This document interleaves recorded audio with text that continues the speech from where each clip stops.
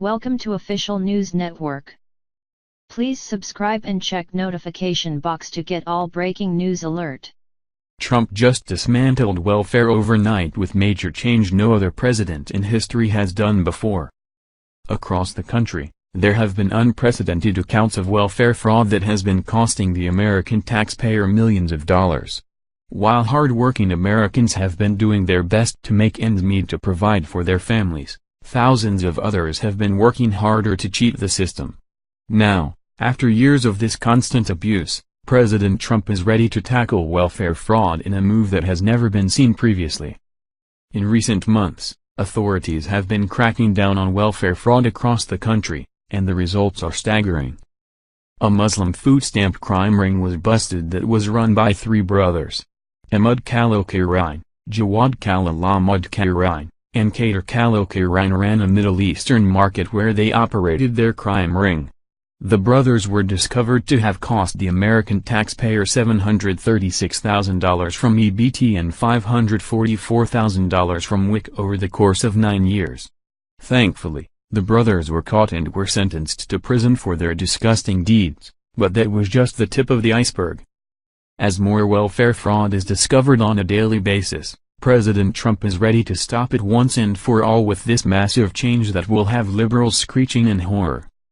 The welfare program was intended for people who fall on hard times get back on their feet with a little bit of help. However, that plan morphed into families staying on welfare assistance instead of looking for work, and why wouldn't they? Most welfare recipients can not only get cash assistance but also food stamps, housing subsidies, utilities paid for and medical insurance. The welfare is often so good that it pays more than a regular job, which is why many welfare recipients stay on the program then get back to work. The current welfare system provides such a high level of benefits that it acts as a disincentive for work. Welfare currently pays more than a minimum wage job in 35 states, even after accounting for the Earned Income Tax Credit, which offers extra subsidies to low-income workers who take work. In 13 states, welfare pays more than $15 per hour. With all that considered, Trump is making moves for Congress to tackle welfare as well as tax reform across the board, and already there have been positive strides. When Barack Obama was in office, he rolled back the Bill Clinton-era initiative that required able-bodied individuals to work in exchange for food stamps. Once Trump was sworn in as president, he revived that much-needed stipulation, and already there has been a considerable drop in food stamp participation. Alabama reported an 85% drop in people enrolling for food stamps, and other states reported similar findings. Louder with Crowder reported.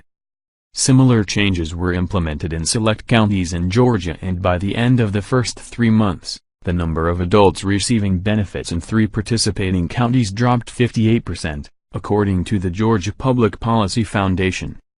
In October 2014, LePage announced that able-bodied adults would have to find work, spend 20 hours per week in a work program, or perform community service for 6 hours a week.